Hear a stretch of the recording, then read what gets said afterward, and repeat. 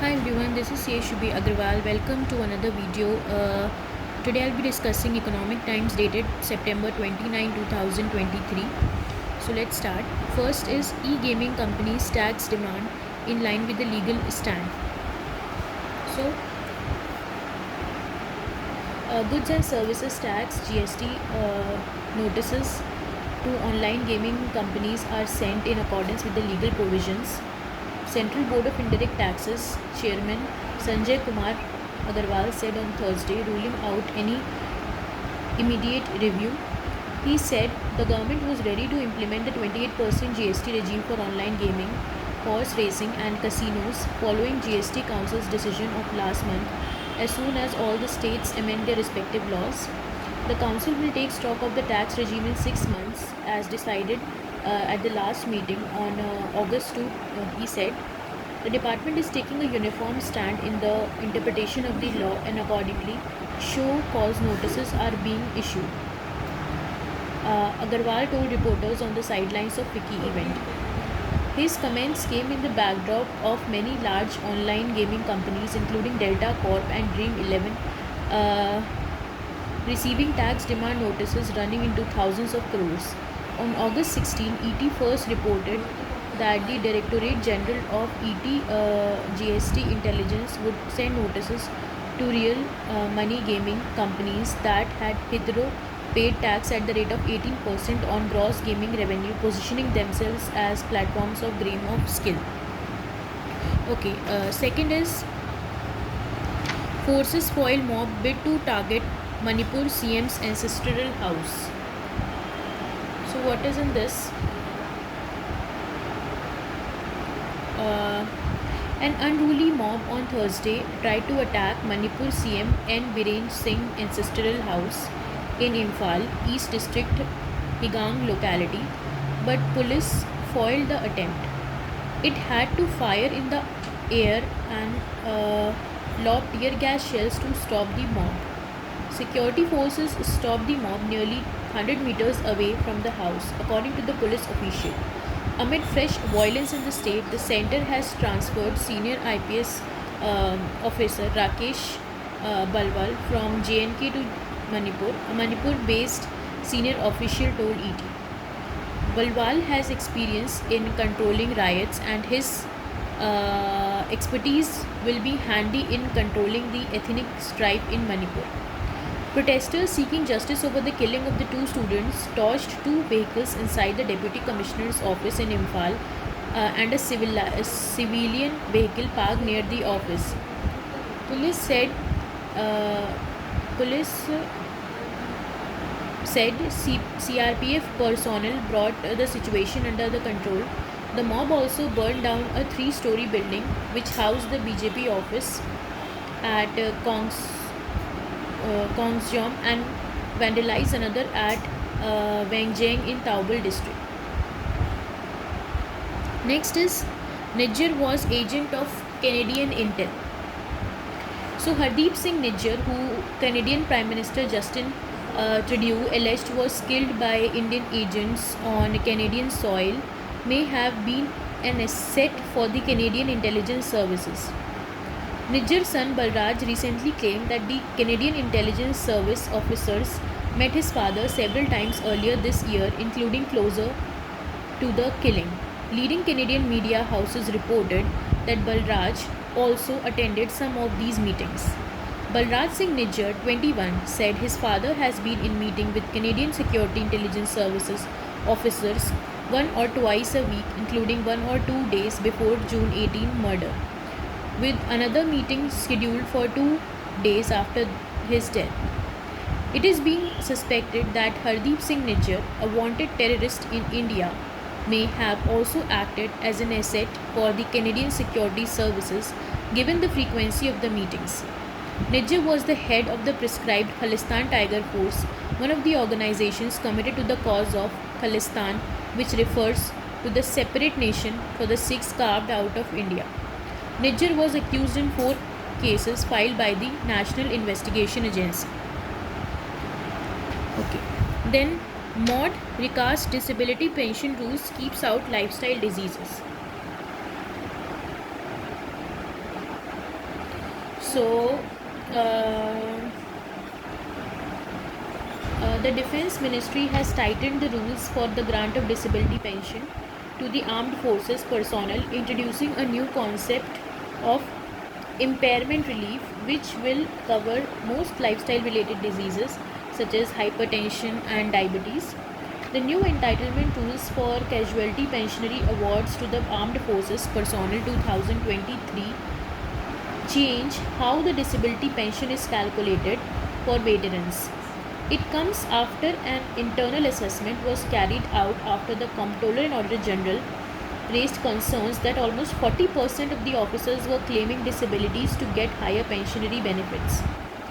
Relief, which has been added to the rules, covers most lifestyle diseases. It has been disassociated from the disability pension, which will now be granted to the personnel who have acquired other diseases or disabilities during the military services and on active duty, such as high altitude areas, extreme climate condition, or due to excessive physical exertion. Personnel deemed eligible for disability benefits get 20 to 50% higher pension and also get in income tax exemptions. As per the current assessment, the annual pension outflow is to the tune of rupees 10,000 crores, and the tightening of the rules is likely to save rupees 4,000 crores from annual outflow, according to the people with the knowledge of the matter. The tightening of the rules will also address concerns raised by the Comptroller and Auditor General of India. Only 18% of the personnel below officer rank were claiming disability benefits, according to the CAG, which also raised concerns that 22% of the disability pension granted to the officers and 13% to the soldiers were on grounds of lifestyle diseases. Okay. Next is government begins preparations for the November G20 virtual summit.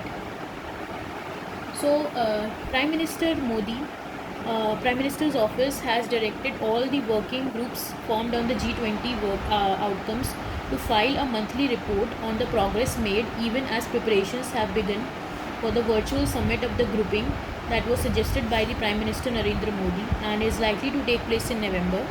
Principal Secretary to the PM, P.K. Mishra, held a meeting on Wednesday to review the follow-up of the outcomes of the G20 summit held here on September 9-10. According to the government statement, Mishra stated that the summit was not a one-time affair and the concrete outcomes under India's presidency are being worked up and progress monitored closely. All the ministries which are leading the working groups formed after the summit are being tasked to implement these sector-specific outcomes. A high-level monitoring group is being set up and working groups will be required to submit monthly reports on the progress made. Mishra also directed officials to begin preparations for the G20 virtual summit, a new proposal made by the Prime Minister to the heads of the state and governments attending the conclave here in September. The G20 Secretariat, Department of Economic Affairs and Ministry of External Affairs are working closely to make the virtual G20 summit a success. Then, TRAI seeks views on ensuring better mobile coverage inside the premises.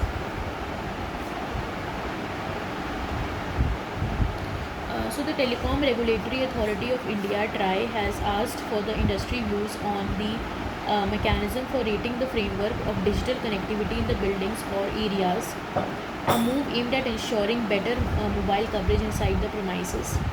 It has asked stakeholders for their opinion on what should be the rating criteria for such buildings, the key eligibility conditions and the code of conduct for the agency that provides ratings, the template for the rating and the process of ascertaining ratings, among other things. The quality of the telecommunication services inside the buildings is an integral part of the protection of the consumer interest. The sector regulator said in the discussion paper titled Regulation on Rating Framework for Digital Connectivity in Buildings or Areas. Despite significant rollout of the 4G network and recent expansion of the 5G network, availability of more spectrum bands, the coverage and the quality of the digital connectivity inside the buildings remain a major issue which requires a completely new regulatory approach. Insurers get 3K crores GST invasion notices. So the Directorate General of Goods and Services Tax Intelligence (DGGI) has sent notices seeking nearly 3,000 crores in tax from the several insurance companies including ICICI Lombard. The notices claim that these companies had not paid GST on the reinsurance premiums and despite receiving commissions from the co-insurance companies. Many companies have received commission from their co-insurance companies on reinsurance premium but did not pay tax on it, the senior official said. The official said he is aware of 6 notices but refused to divulge any names, citing an ongoing investigation. Notices have been sent to 6 insurance companies and more will be sent in the coming week, the official said, adding that the total tax demand may go up to 3,000 crores. The amount may go even higher after including penal and interest, official added. Meanwhile, ICICI Lombard informed the stock exchanges on Thursday that it received rupees 1729 crore tax demand. The alleged demand and the impugned show cause cum demand notice pertains to non-payment of the GST on the co-insurance premium accepted on the follower in the case of co-insurance transactions and non-payment of GST on reinsurance commission accepted on the reinsurance premium ceded to the various Indian and foreign reinsurance companies during the period July 17 to March 22, the company said. The companies shall take appropriate steps in the due course to reply to the show cause notice, it added. Banks plan rating model for startups risk profiling. So banks are eyeing a separate rating framework or model for the risk profiling startups and have initiated discussions with concerned stakeholders including the ratings agencies, the government and the banking regulator. The move comes in the backdrop of the government wanting banks to play a more significant role in financing the startups. Banks are of the view that a common rating framework will help reduce turnaround time and ensure faster execution of approvals beside timely disbursements. Experts believe that a separate framework will help assess the viability of startup funding based on the assessment of the product or service itself and its monetization abilities, thereby making a clear case for pros and cons of funding the startup. This will help investors assess the risk profiling of the startup, which is a clear prerequisite for funding, thereby increasing the probability of funding and hence benefiting the startup ecosystem, said Vivek Iyer, partner and national leader in financial services and risk at consulting firm Grant Thornton, Bharat. Then next is restriction likely on sugar exports. So India is the world's largest sugar producer, is considering restrictions on the export of the commodity following similar moves on wheat, rice and onions. The step is aimed at keeping a check on the local prices and ensuring adequate supplies in the country. People familiar with the matter said that the Department of Consumer Affairs has backed export restrictions on the sweetener. There could be restrictions or a very limited quota may be permitted for outbound shipments. The final decision on the continuing sugar exports during the upcoming sugar season, which starts from October 1, will be taken after mid-October, another official said. The last time India imposed a 20% tax on sugar exports to curb overseas sales was in 2016. India's retail inflation in August stood at 6.83%, while food inflation eased to 9.94% from 11.51% in July. Sugar prices are continuing to trend higher despite an increased quota for the August and September amid reports of crop damage due to scanty rainfall in August. Then portal soon for unclaimed shares and dividend. So the Ministry of Corporate Affairs, that is MCA, will soon launch an integrated portal as proposed in the budget for financial year 24 to enable the investors to lay their hands on the unclaimed dividend and the shares quickly, a senior official said. The portal will have a search option for people to check the unclaimed shares and dividends lying with the Investor Education and Protection Fund Authority under the MCA, said the official. It will go live in about a month along with the launch of the portal. Shares, dividends and mature debentures that are not claimed for 7 years are transferred to the companies to IEPFA. According to the official data, the unclaimed amount available and with the IEPFA at the end of the March 2022 was 5,262 crores, up 9% from the year before. The number has since increased. The portal will have two parts: search and claim process. The search part is almost ready. Testing is going on with regards to the claim part. This will take some time but will be done at the earliest. The integrated portal is aimed at reducing the scope for malpractices by cutting the human dealings. MCA is also planning to ease the process for investors.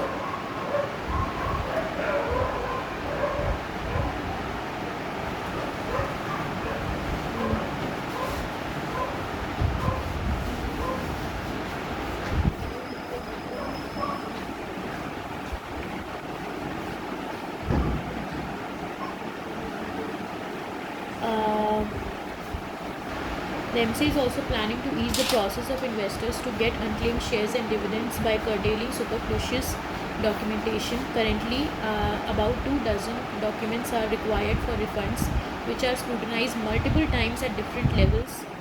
This inordinately delays the process, and the settlement often takes more than a year against the targeted 60 days. Presenting the budget, Finance Minister Nirmala Sitharaman has said to boost investor protection and further solidify the financial sector and allow investors to reclaim the unclaimed shares and dividends from the IEFPA, the EASE, an integrated IT portal is proposed to be established. Okay. Then India retains 40th rank at the Innovation Index. So India retained 40th rank out of the 132 countries in the Global Innovation Index 2023, taking the helm among middle income countries, according to the report released by the World Intellectual Property Organization on Thursday. India, the Republic of Moldova, and Vietnam continue as record holders by being innovative overperformers for the 13th consecutive year. The report said, pointing out that the country was also best performer among its peers in Central and South Asia. The country has jumped 26 ranks on the Innovation Index over the last decade. It was also among the top performers for the decade with 66th rank in 2013. Then, government may let SATCOM companies provide wireless services. So the government is considering a proposal to allow broadband from space players such as Geo Satellite to Communications, the SATCOM arm of Reliance Jio, and Bharti Group connectivity to consumers with enabling handsets. The move to grant mobility services authorization to the global mobile personnel communication by satellite services license holders will potentially pave the way for companies such as Elon Musk owned Starlink, which has applied for the license to compete with the mobile services providers. An interministerial panel involving the Ministries of Defense and Home Affairs, Department of Telecommunication and Space, and Cabinet Secretariat will decide on the matter after security clearance official aware of the details told ET. The meeting is expected in a couple of weeks. To be sure, GMPCS license already allows mobility services, but the authorization for such services was held back by DOT, which it gave letters of intent to OneWeb and Geo Satellite. Then, Digital India Bill may help users seek algorithm accountability.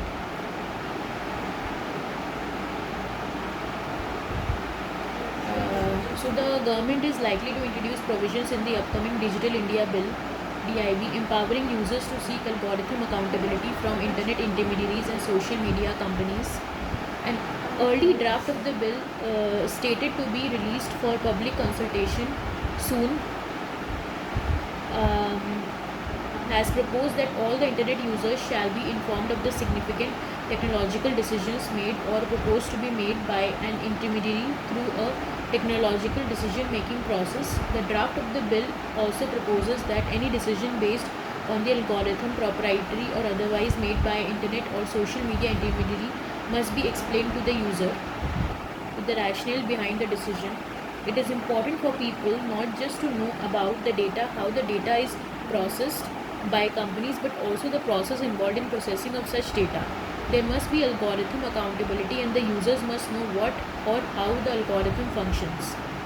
ET had in December 2022 reported that the DIV, which will replace the 23-year-old Information Technology Act 2000, is likely to have proposals to make internet and social media firms accountable for the algorithms they deploy to tailor content based on the specific browsing history and profile of the users.